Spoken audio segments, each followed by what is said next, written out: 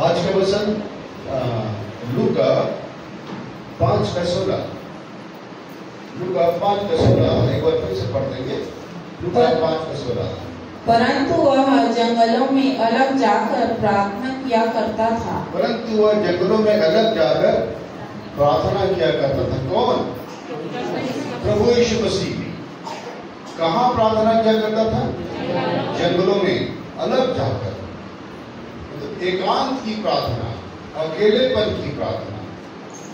हम समूह में परमेश्वर से अपने दिल की सारी बातें नहीं बता पाते, अपने आप को प्रकट नहीं कर पाते। अक्सर आप देखेंगे कि भीड़ में मनुष्य अपना सब कुछ नहीं भूल पाता, लेकिन अकेले में जब पिता से सब कुछ बता लेते हैं, अपनी निर्बलता को, अपनी कमजोरियों को, किस बात में आप नहीं निकल पा रहे हो, किस में गिर जा रहे हो, कहाँ संभल नहीं पा रहे हो, कहाँ आपने क्या गलती किया, कहाँ आपने क्या गुनाह किया, कहाँ आपने क्या पाप किया, कहाँ पर आप चुप गए, सब बातों को अकेले में बता पाते हैं। पर अगर समूह में रहे तो आप बता सकते हैं? नहीं बता पाते, छुपाते हैं कि अपना कोई जान जाएगा तो फिर बोलेगा अच्छा ऐसा इसके पास है ना। मनुष्य क्या है, अपने गुनाहों को नहीं देखता, दूसरे के पापों को देखता है। ये स्वभाव मनुष्य अंदर है ना, इसलिए समूह में कोई भी अपने आप को प्रकट नहीं कर पाता। लेकिन हम यीशु मसीह की बात देख रहे हैं तो यीशु मसीह ने तो कोई गुनाह नहीं किया था, कोई पाप नहीं किया था, वो निर्दोष और निष्कलंक थे, फिर भी अकेले में पिता से प्रार्थना करते थे ताकि पिता की आवाज को, पिता की इच्छा को समझ सके, वो जान सके कि पिता क्या चाहता है, कहाँ भेजेगा, कहाँ ले जाएगा, कहाँ पर कौन सा काम उसका द्वारा कराएगा। ये पिता की इच्छा के लिए जानने के लिए अकेले भी जाया करते थे। और अब हम यहाँ पर देखते हैं कि प्रभु यीशु मसीह के जीवन है ना, लाइफ ऑफ जीसस क्राइस्ट, यीशु मसीह का प्रार्थना का जीवन। आज का हमारा आराधना का वचन का शीर्षक है कि प्रभु यीशु मसीह का प्रार्थना का जीवन, prayer life of Jesus Christ. तो हम देखते हैं कि यीशु मसीह अपनी हर बात के लिए प्रार्थना करते थे।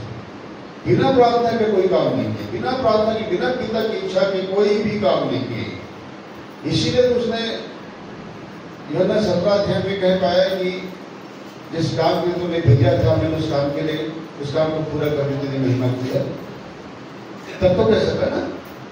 इसीलिए प्रभु यीशु मसीह का हम आज प्रार्थना का जीवन देखते हैं। और सबसे पहले प्रार्थना उन्होंने कहाँ किया ये देखते हैं। यरदन नदी में जब वो बपतिस्मा दिए, बपतिस्मा के पानी जैसे बाहर निकले, उन्होंने प्रार्थना किया।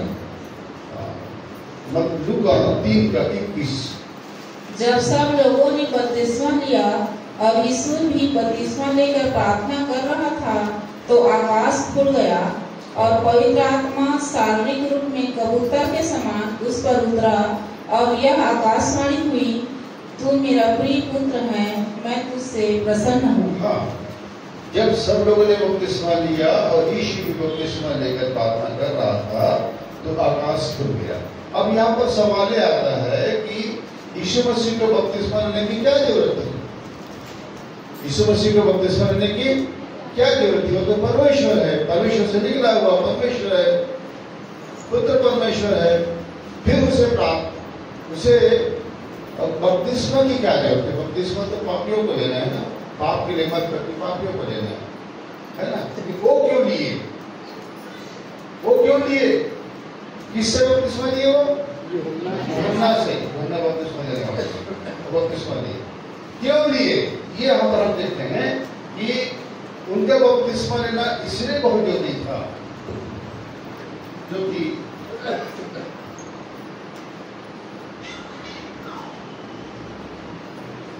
वो यूहन्ना से कहता है, यूहन्ना कहता है उससे कि प्रभु मुझे तो आपसे बपतिस्मा लेने की आवश्यकता है। लेकिन वो क्या कहता है? नहीं, हमें सारी धार्मिकता इस रीति से पूरी करनी है, सारी धार्मिकता की पूरी करनी है। मतलब यूहन्ना पहले भेजा गया था कि यीशु मसीह को कि आगे वो रास्ता क्लियर करे और रास्ता साफ करे। उसका आवाज थी, जंगल में पुकारने वाले के शब्द था यूहन्ना, आवाज देता था जंगलों में, हे इस्राएल के बच्चों, चिल्लाता था, लौटो परमेश्वर को, आओ मन फिराओ, पश्चाताप करो, अपने पापों से फिरो, क्योंकि हम अपने पापों से फिरे पे गए कभी पिता के पास नहीं जा सकते, जिसके लिए उसने अपने पुत्र को भेजा और जो उसका बलिदान पाया। इसलिए हम यहाँ पर देखते हैं कि वो बपतिस्मा इसलिए ले रहा है, क्यों? क्योंकि जब आदम और हवा जब पाप किए, हम उत्पत्ति में देखेंगे कि आदम और हवा जब पाप किए तो परमेश्वर ने क्या किया? अपना मुंह फेर दिया, उनको बाहर निकाल दिया, उन पर श्राप आया, उन्हें श्राप दिया, उन्हें अदन के बारी से बाहर कर दिया और पाप के कारण से परमेश्वर के स्वर्ग का फाटक आदम और हवा के लिए क्या हो गया? बंद हो गया। आदम और हवा के लिए क्या हो गया? बंद हो गया।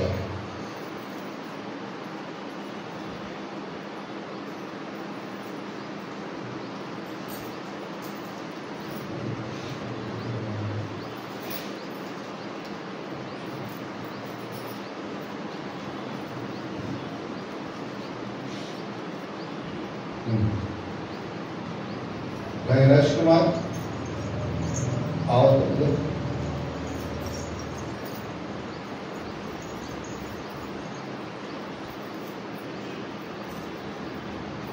उमा में इधर आ जाओ, यहाँ पे खड़ा हो जाओ, यहाँ पे खड़ा हो जाओ भाई, आप यहाँ पे खड़ा हो, उमा में इधर आ जाओ, ठीक, दोनों इधर खड़े हो जाओ,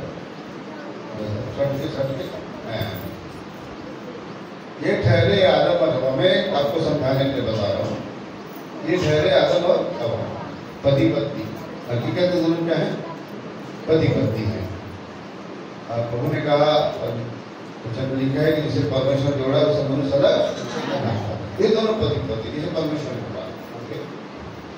हम इस बात को देखेंगे कि आदम और हवा दोनों परमेश्वर की संगति में बने हुए थे, उनके साथ संगति में बने हुए थे और परमेश्वर ठहराए हुए समय पर आकर उनके साथ संगति करते थे, है ना?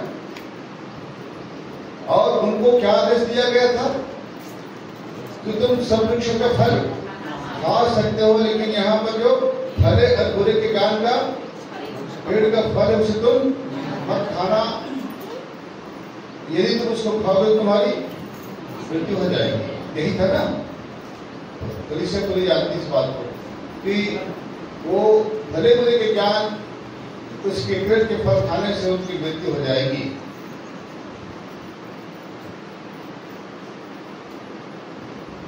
तो भले बुरे का ज्ञान जो था वो परमेश्वर से अलग करने वाला पेड़ था, पाप का वृक्ष। उस पाप के वृक्ष में से फल खाने के बाद मनुष्य की मृत्यु होती, उनकी आत्मिक दशा की मृत्यु होती, मतलब परमेश्वर का जो संबंध मनुष्य के साथ है वो कट जाता है, वो मृत्यु है कि परमेश्वर मनुष्य परमेश्वर से अलग हो गया। और ये हमारे आदि माता आदि पिता ने पहला पाप किया, उनको वर्जित किया गया था, रोका गया था, मना किया गया था कि उस पेड़ के फल को मत खाना। ये आदम को मना किया गया था, लेकिन आदम ने क्या किया था?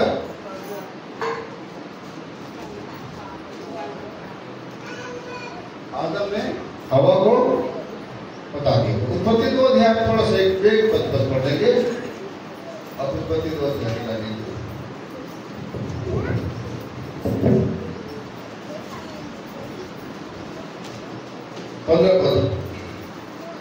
तब यहोवा परमेश्वर ने आदम को लेकर अदन की वाटिका में रख दिया कि वह उसमें काम करे और उसकी रक्षा करे।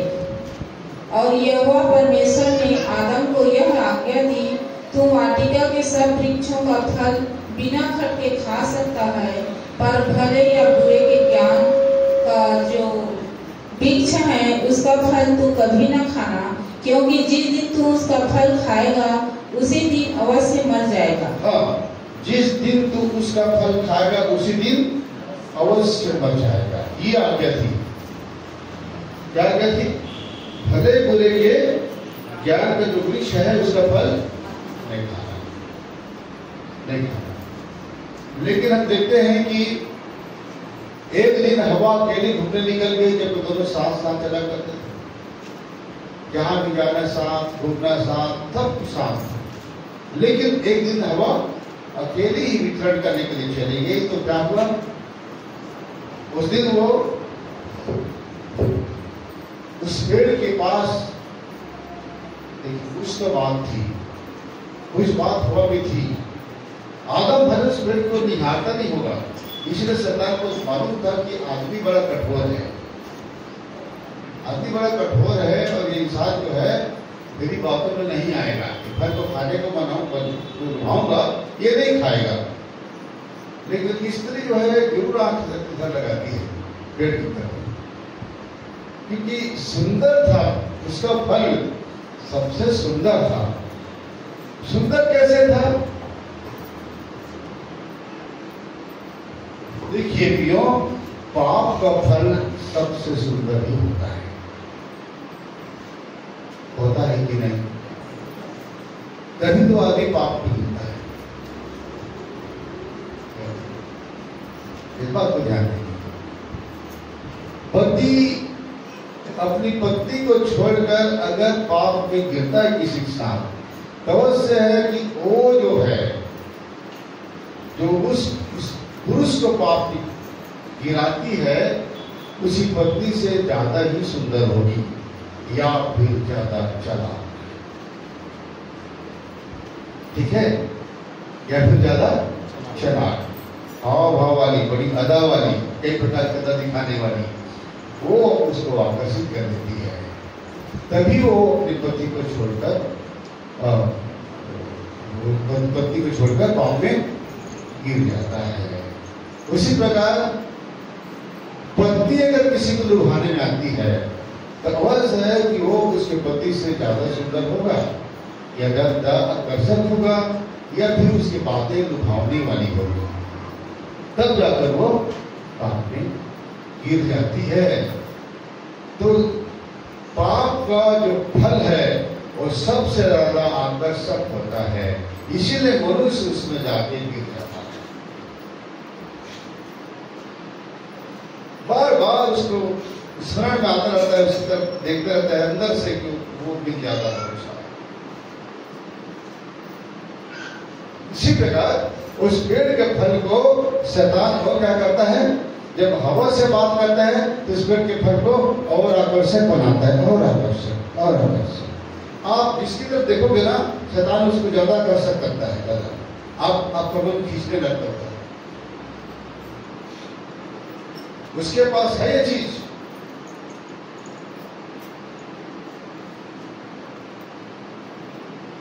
हिप्नोटिज्म की विद्या जो होती है, हिप्नोटाइज जो किया जाता है इंसान को, सम्मोहन का आंख में देखने के बाद उसको सम्मोहित कर दिया जाता है। फिर वो आदमी जो कुछ कहेगा वो सामने वाला करेगा। ये विद्या शैतान के पास है, इसके पास है, और मनुष्य को दे दिया है, इसलिए सम्मोहन का काम होता है, सम्मोहित करने का। तो अवश्य है कि वो स्त्री को जरूर सम्मोहित किया उस फल के लिए, उस फल को आकर्षक बनाया और ऐसा किया कि अब वो तुम्हें सुंदर लग रहा है। देखो ये फल खाने में क्या प्रतिदिन 3 अध्याय प्रतिदिन को पहला पद। यह परमेश्वर ने जितने बनेले पशु बनाए थे उस सब में सर्प धूर्त का था। उसने स्त्री से कहा, क्या सच है कि परमेश्वर ने कहा तुम इस वाटिका के किसी वृक्ष का फल न खाना?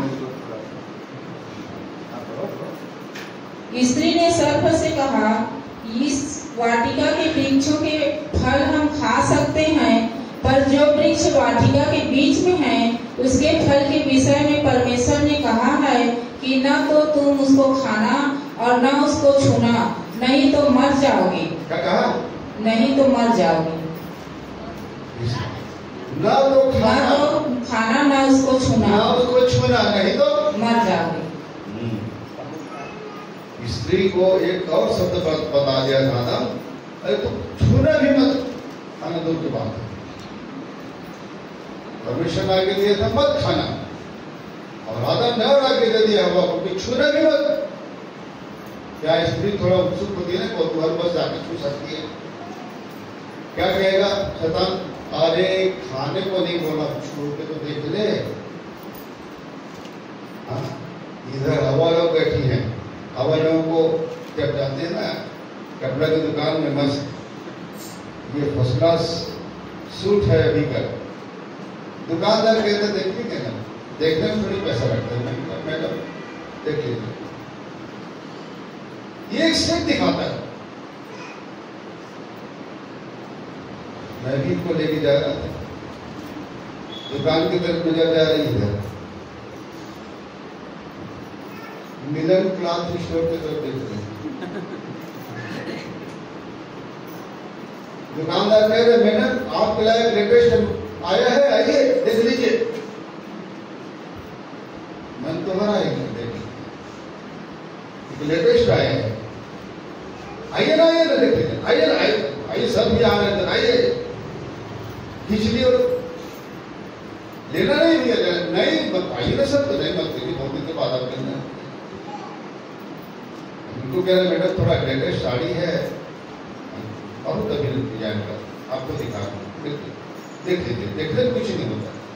नहीं भैया कि नहीं लूंगी, मैं नहीं रहता, तो आपको कौन कहता है लेने के लिए? आप देख तो लीजिए उसको, भी पसंद आपको कौन पैसा मांग रहा है, मत दीजिए पैसा, देख लीजिए, ले भी जाइए, पसंद जरूर नहीं, आपसे तो नहीं लेता है, देख लीजिए। और जब इनको दिखाया गया, एक बात भी उन्हें देख लिया, भरे नहीं उस दिन मैं अपना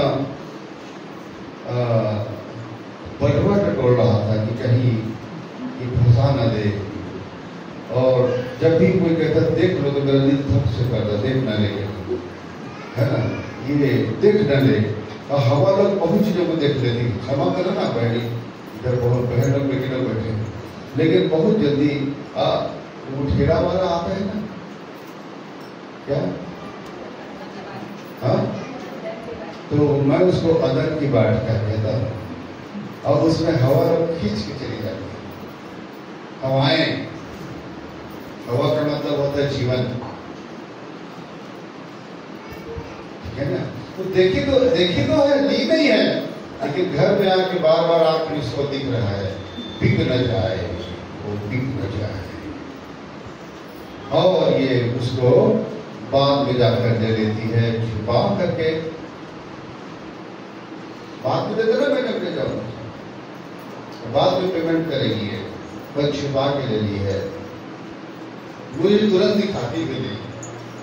जब कभी पहनती 2-4 महीना बाद किसी फिल्म में, फंक्शन में, तो मैं देखता हूँ ये कब कर ले लिए, ये कब ले लिए, तो बताती मैं गई थी ना श्रीनाथ में ले ली, हाँ दिखाया था, वो लुभा दिया।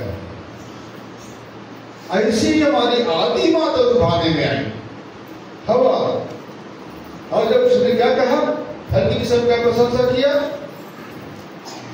उसने क्या कहा, सर्प ने स्त्री से कहा तुम निश्चय न मरोगे, पर परमेश्वर आप जानते हैं कि जिस दिन तुम उसका फल खाओगे उसी दिन तुम्हारी आंखें खुल जाएंगी और तुम भले बुरे का ज्ञान पाकर परमेश्वर के तुल्य हो जाओगे, परमेश्वर के बराबर हो जाओगे, जबकि गुरु परमेश्वर जैसे थे। अतः जब किसी ने देखा कि उस वृक्ष का फल खाने के लिए अच्छा और देखने में मनभाऊ और बुद्धि देने के लिए चाहने योग्य भी है, 3 चीजें, 3 बातें, क्या खाने में अच्छा, कैसे जान गई खाने में अच्छा, क्योंकि सामने वाले ने उसके गुण बता दिया, और देखने में मन भाव, देखने में सबसे सुंदर वही लग रहा था, ये उनको आकर्षक बना दिया। और बुद्धि देने के लिए, क्या परमेश्वर दोनों को बुद्धि दे दिया था, लेकिन शैतान ने बहका दी कि बुद्धि दे मिलेगा इस पर खाने से। इसलिए बच्चे,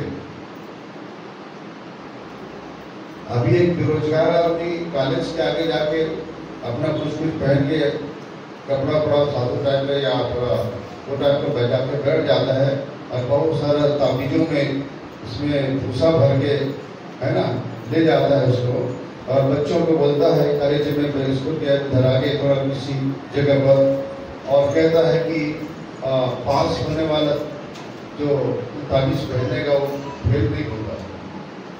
ये ताबीज उसका मार्क्स लाने वाला, डिवीजन लाने वाला, इसको पहनता है तो उसका अच्छा मार्क्स आएगा परीक्षा पेपर देने का। ऐसा ताबीज बना के सब ताबीजों पर लिख दिया है वो।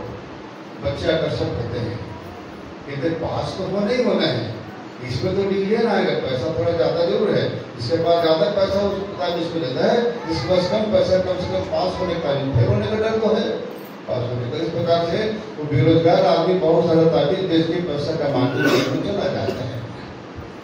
वो खुद बेरोजगार है, क्या करेगा? कुछ नौकरी लगाने के लिए भी ताबीज बेचता है, इसको लिए पहनते तो आपको नौकरी पक्का लगे, खुद तो नहीं लगा। तो इस तरह से शैतान को लुभाना है, वो लुभाता है, बहुत बहुत लुभाता है हमको, और स्त्री को उसे लुभा लिया। क्या कहा? निश्चय नहीं मरोगे। भैया कोई याद है क्या इधर एक रोड करने के लिए? वही भूल जाए भाई, ये दोनों आदम हवा पति पत्नी हैं, बताने के लिए, समझाने के लिए खड़ा किया हूं। हालांकि राजकुमार भाई है, ये उमा बहन है ना, लेकिन आदम हवा का उदाहरण बताने के लिए वो खड़ा किया हूं। कोई एक जन याद आएंगे क्या? मैं पहले से बता देता हूँ, कुछ शैतान बनना है, रोल करना है ना, बनना नहीं है। क्या करे शैतान का? थोड़ा सा, वो शैतान नहीं है, वो बहुत ही बढ़िया। कौन खड़ा होगा भाई? देखिए हमेशा मोतीलाल भाई खड़ा होता है। और ये क्या है? प्रभु के दास है, प्रभु की क्या है? दास है, सेवक है। और सामने आ जाए, और सामने आ जाओ भाई मोतीलाल। देखो कोई हिम्मत नहीं की ना रोल करने के लिए है, लेकिन भाई मोतीलाल जो आगे देखिए, प्रभु बहुत आशीष दे भाई आपको। ये परमेश्वर के दास है, कई बार खड़ा हो चुके हैं। आइए ये देखो, ये देखो, ये इधर परमेश्वर खड़ा है। मैं परमेश्वर नहीं हूं, मैं तो इसके फूल के बराबर, उसके वेट बराबर है, इतना तुच्छ व्यक्ति हूं, मिट्टी से बना हुआ। लेकिन मैं थोड़ा सा बता रहा हूं आपको समझाने के लिए। परमेश्वर ने उन दोनों को कहा कि तुम उस वृक्ष के फल को, परमेश्वर जय कोई ले सकते ना, कोई भी नहीं ले सकता, वो यूनिक है, तेरा है। लेकिन एक उदाहरण के लिए मैं समझाने जा रहा हूं आपको। क्या कहा? उस वृक्ष के फल को नहीं खाना, जिस दिन खाओगे तुम्हारी मृत्यु हो जाएगी। लेकिन शैतान आता है, उनको कहता है कि नहीं मरोगे, निश्चय निश्चय गारंटी देता हूं, नहीं मरोगे, परंतु उस फल को खाओगे तो तुम परमेश्वर के तुल्य, उसके समान बन जाओगे। आके कह दिया है ना भाई। और तब ये फल को हवा तोड़ के खा लेती है और इसको भी खिलाती है। और तब उनकी बातों में आकर अब लो भाई, इनको अपने तरफ मुंह कर रहे, इनको इनका मुंह पकड़ कर तरफ करो ना। ये देखो, ये देखो, ये देखो, ये दोनों के मुंह किधर हो गए? तो शैतान नहीं है ना, परमेश्वर दास है, लेकिन खड़ा है समझाने के लिए। ठीक है, देख लो वो अपने तरफ कर दिया। जहां बात किए तो आदम हरा के मुंह किधर हो गया? ठीक। और जब परमेश्वर ने देखा कि उनकी सृष्टि जिन्हें खूब प्यार करते थे, अपने शुरू में बनाए थे, जब एक ही परीक्षा में ये घर हो गए।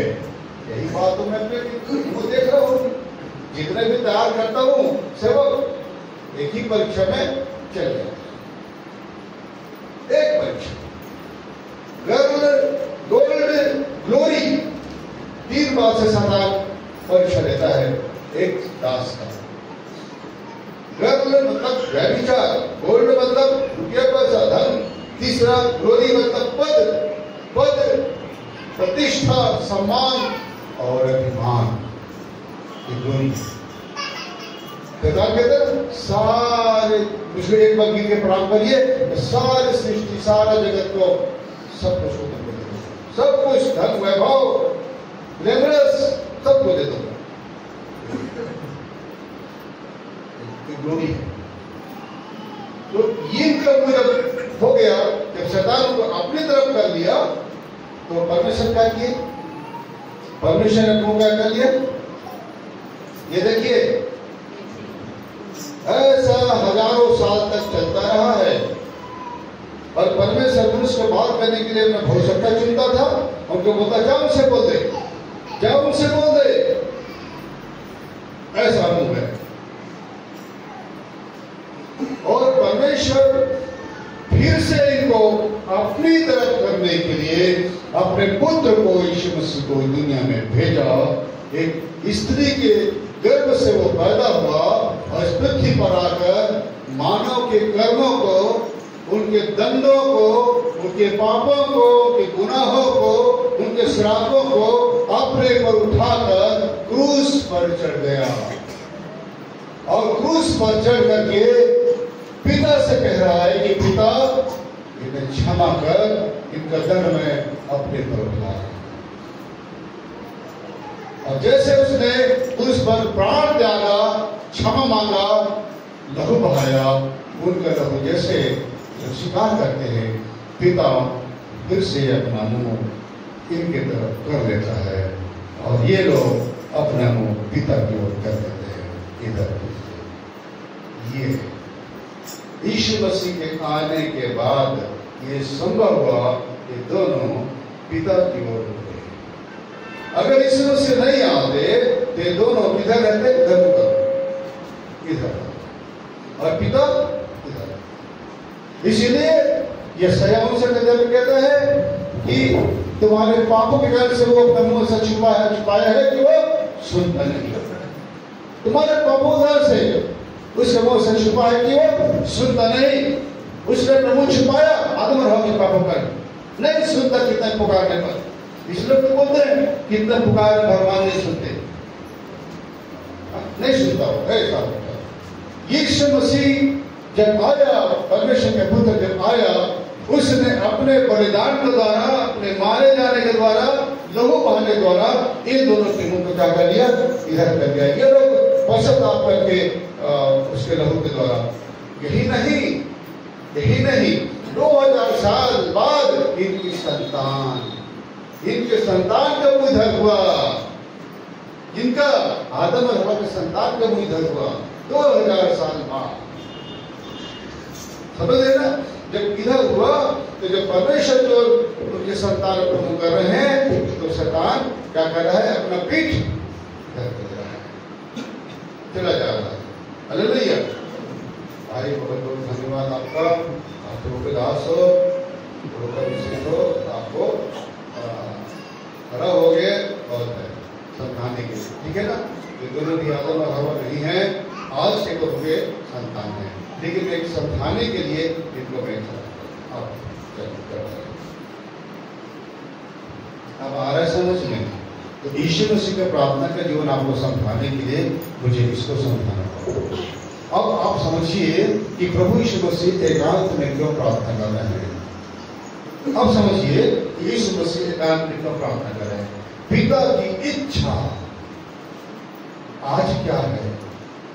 हर दिन पिता की इच्छा जानने के लिए उसे पिता के पास अकेले को जाना होता था और पिता से प्रार्थना कर पूछना होता था।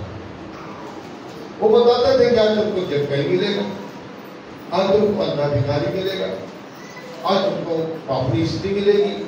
हर कुछ को पिता उस पर प्रकट कर देते थे और वो जानते थे। हालेलुया। इसलिए यीशु मसीह का जो प्रार्थना का जीवन है मैं थोड़ा सा आपको बता दूंगा, मैं थोड़ा सा ताकि आप समझ आइए। सारे काम क्यों कर पाते थे, आश्चर्य के काम, सामर्थ्य काम क्यों कर पाते थे? कि उनके पास प्रार्थना का जीवन था। जब वो बपतिस्मा लिए तो सबसे पहले क्या किए? क्या करते बपतिस्मा लेकर? भजन गा रहे थे। क्या कर रहे थे? इधर के लोग कैसे को बंद है, भाई लोगों का सब वो क्या कर रहे थे? अरे जोर से बोलो ना, भाई क्या कर रहे थे? क्या कर रहे थे? चिल्ला के बोलिए, क्या कर रहे थे? हाँ, प्रार्थना करते। आपको करते हैं प्रार्थना?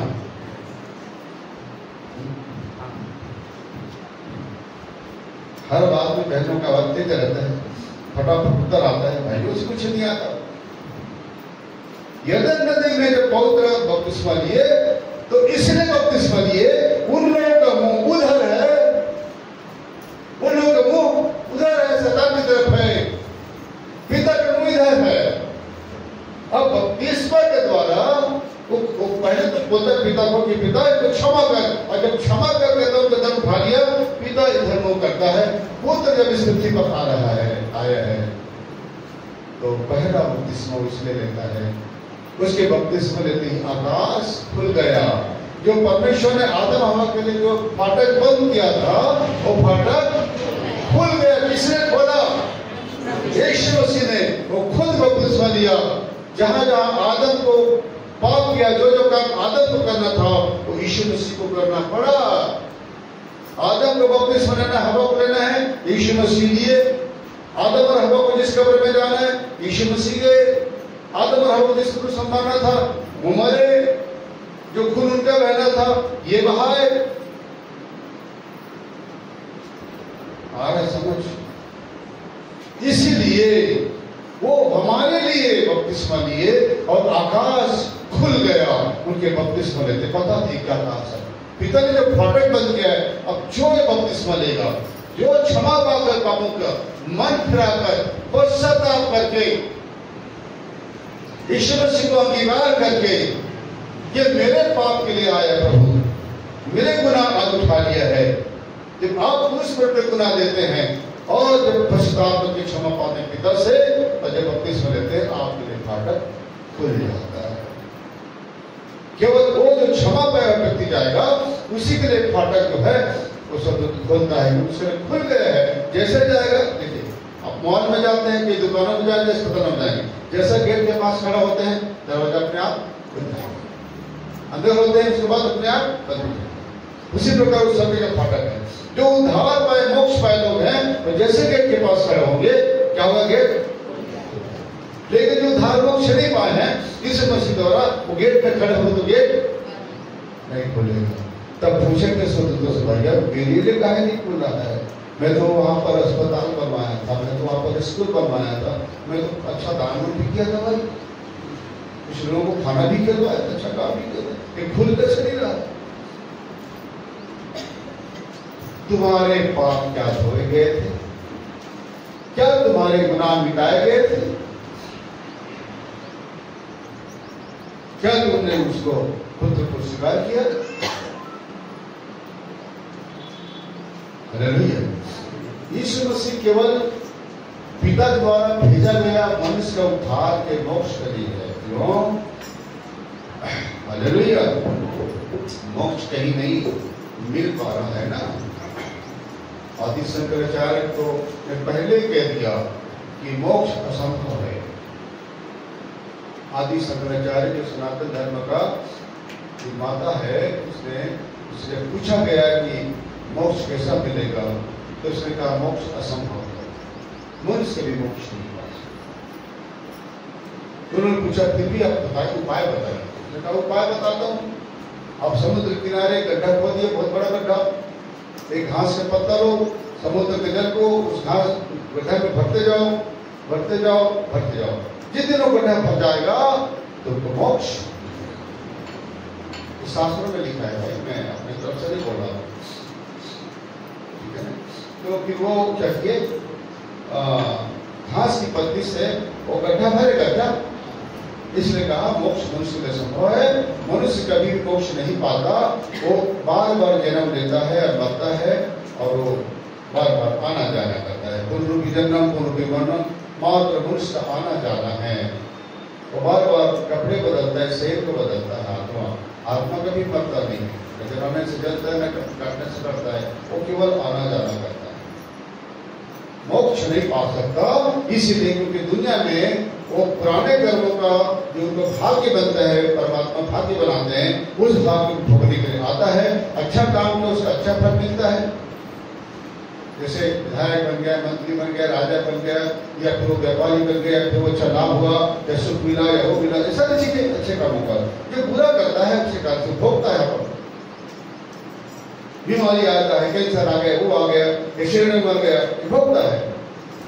ऐसा उन्होंने बताया। इसलिए मनुष्य इस पृथ्वी पर आकर के पाप करता रहता है और फिर से जाकर के फिर आना पड़ता है। आना जाना लगा हुआ है और 84 लाख बदी में उसको भटकना पड़ता है। ज्यादा से ज्यादा होता है, इतना ज्यादा कुकर्म का डालता है कि उसको भोगना पड़ता है, भोगना पड़ता है।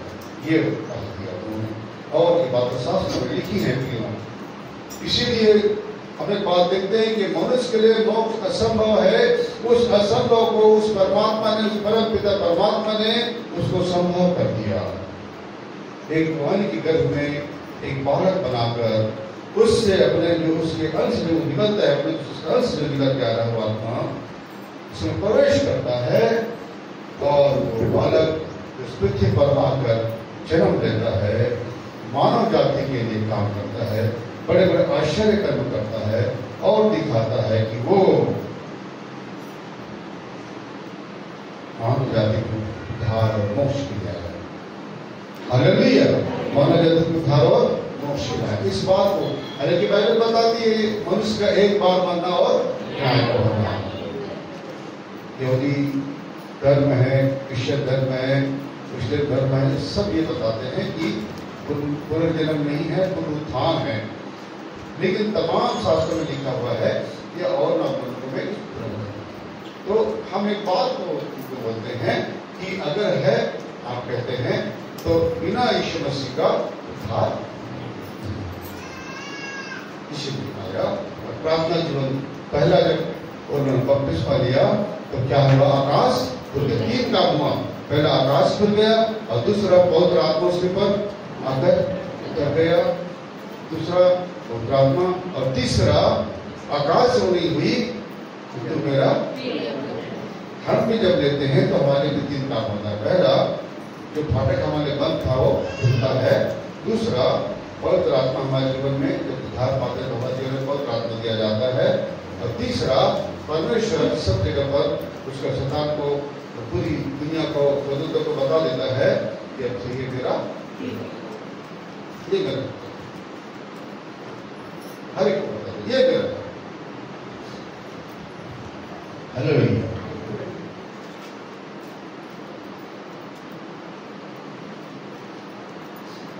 एक भाई बता है कि वो प्रभु के देह में जुड़ने के बाद में नाले में नहा के निकले और घर जा रहे थे। घर से एक बेटी आ रही थी, उन्होंने उसको देखा और कहा कि अब से भाई तुम अलग हो गए हो, हमारा तुम्हारा कोई मेल नहीं है। वो अचानक कैसे होती, मतलब परमेश्वर जो है सब तरह की बात को प्रकाशित कर देता है, लोगों को बताता है, शैतान को लोग भी बता देता है कि ये उसका है। इस पर अभिषेक को देख लेते हैं। हालेलुया। प्रभु यीशु मसीह का जो जीवन है वो प्रार्थना का जीवन है, और सारी मनुष्य जाति के लिए यीशु मसीह आया, कोई ईसाई को नहीं आया। ईसाई भी तो सभी धर्मों से, सभी लोगों से आया निकल करके, है ना। तो ईसाई कोई बना हुआ तो नहीं है, वो पहले से बना तो नहीं है वो, है ना। तो ये पहला जो लिया 3 काम हुआ। पहला क्या है? आकाश खुला, दूसरा पवित्र आत्मा, और तीसरा आकाश ये मेरा प्रिय हो गया। तो सबसे पहले प्रभु यीशु मसीह क्या करते हैं? बपतिस्मा के तुरंत बाद क्या करते हैं?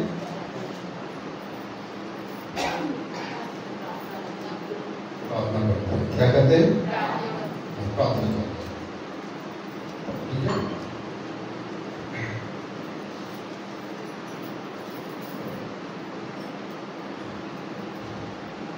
हम फिर देखते हैं हर काम के लिए प्रार्थना। 12 शिष्यों को चुनने के पहले प्रभु यीशु मसीह क्या करते हैं? देखिए लूका 6:12, लूका 6:12, जल्दी जल्दी पढ़ो। 12 जनों को चुनने से पहले यीशु मसीह क्या करते हैं? लूका 6:12। उस दिनों में वह पहाड़ पर प्रार्थना करने गया और परमेश्वर से प्रार्थना करने में सारी रात बिताई। जब दिन हुआ तो उसने अपने चेलों को बुलाकर उनमें से 12 चुन लिए और उनको प्रेरित कहा। हाँ, क्या किया? शिष्यों को चुनने के लिए कितना प्रार्थना किया?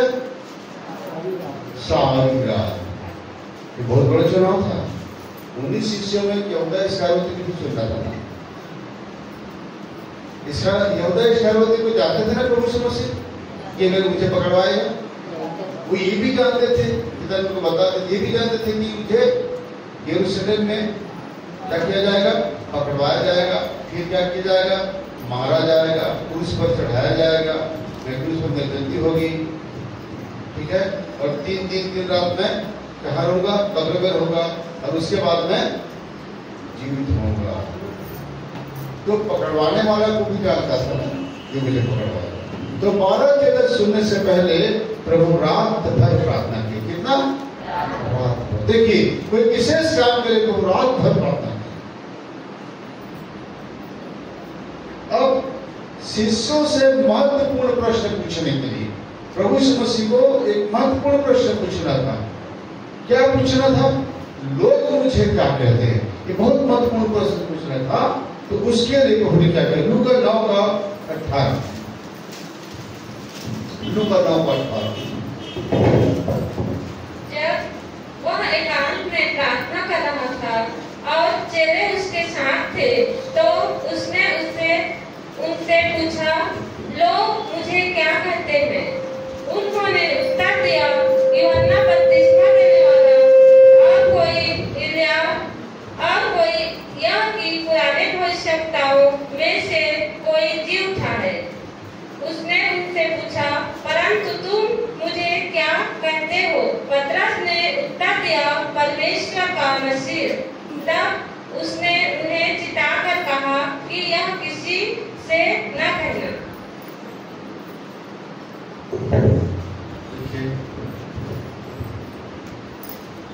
प्रभु यीशु मसीह प्रार्थना करते चेलों के साथ। प्रार्थना करने के बाद उन्होंने पूछा, प्रार्थना करने से पहले प्रश्न पूछने से पहले भी उन्होंने प्रार्थना किया, क्योंकि चेले उनको समझने पाए। चेले समझने में उनको कि वो कौन है। अगर उसके चेले ही नहीं पहचानते, प्रेरित ही नहीं पहचानते, तो बाकी दुनिया के लोग क्या पहचानेंगे? इसीलिए प्रभु प्रार्थना की। पता नहीं कितनी देर तक वो प्रार्थना की चेलों के साथ। अब प्रार्थना करने के बाद उन्होंने प्रश्न किया चेलों से कि लोग मुझे क्या कहते हैं? उन्होंने बताया क्या कहते हैं। उसके बाद लोगों की छोड़ो, लोग मुझे कहें, तुम मुझे क्या कहते हो? तुम मुझे क्या कहते हो? तुम मुझे क्या समझते हो? तब पतरस ने क्या कहा?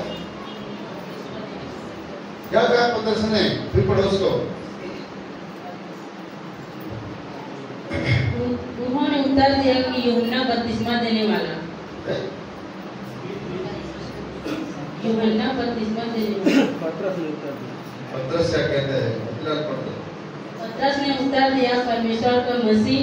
तब उन्होंने उन्हें चिताकर वह कहा कि यह किसी से न कहना। परमेश्वर का मसीह, आप क्या हो? मसीह हो, परमेश्वर का भेजा हुआ उद्धार। मसीह का मतलब होता है छुटकारा करने वाला, उद्धार करने वाला, छुड़ाने वाला। तो वो पतरस ने प्रकट कर दिया। देखिए प्रभु का प्रार्थना का उत्तर मिला चेले ये बता दिया कि आप परमेश्वर के मसीह हो, परमेश्वर द्वारा भेजा गए मसीह हो, जिस मसीह का लोग रास्ता देख रहे हैं आप हो।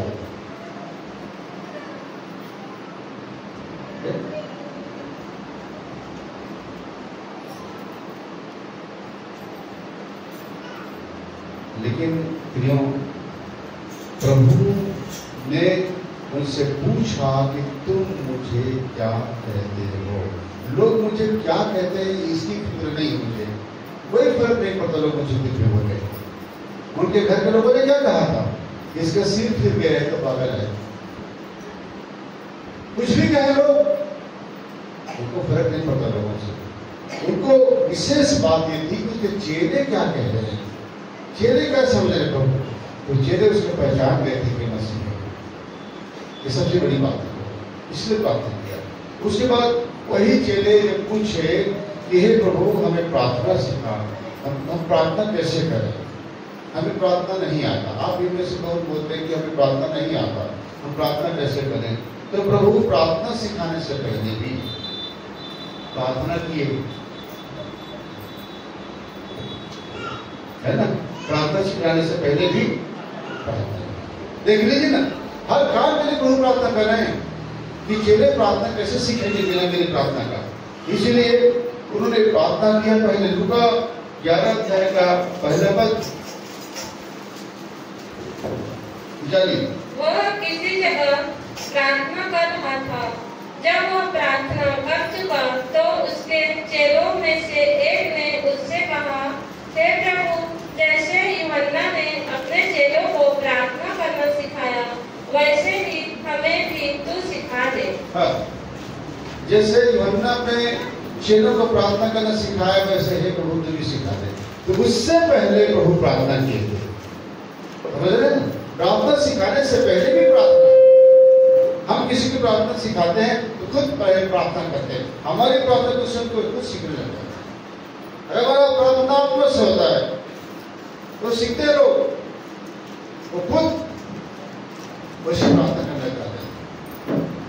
हालेलुया। गसमनी में भी यीशु मसीह के प्रार्थना करने गए थे, तो गसमनी में भी प्रार्थना की। देखिए आप पढ़िए लूका 22 अध्याय का 44 पद।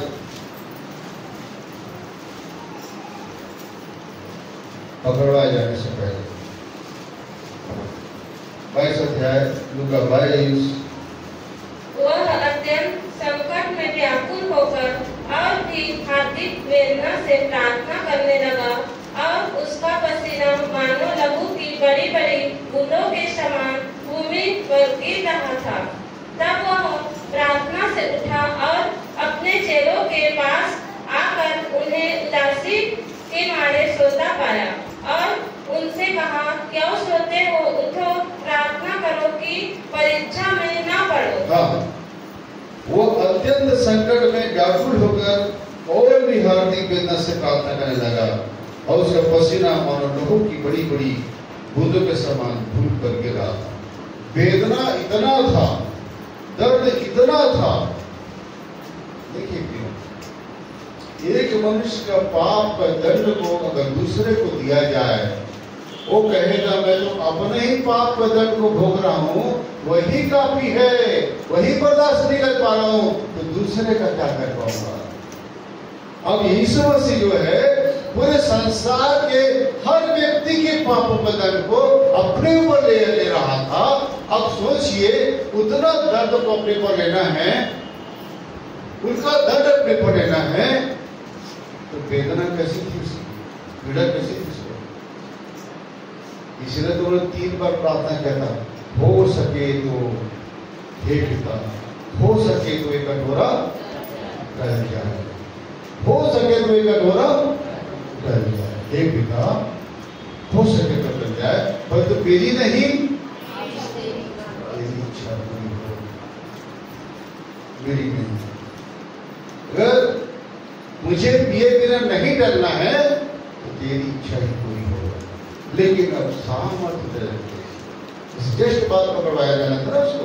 इसीलिए प्रभु का हालत इतना ऐसा था, उस दर्द को, उस पीड़ा को, क्योंकि आप ऐसा ना क्राइस्ट देखे होंगे तो वहां पर शैतान बार बार कह रहा था, इतना मारूंगा, ऐसा कुछ होगा, आज तक कभी किसी को दंड नहीं मिला, वो हाल करूंगा। अभी भी इनकार कर दो, अभी भी इनकार कर दो मनुष्य पापों देने को, नहीं बर्दाश्त कर सकोगे। इसलिए ना प्रभु यीशु मसीह की हालत बहुत ज्यादा क्योंकि मनुष्य शरीर में थे ना, किसके शरीर में थे? मनुष्य के शरीर में।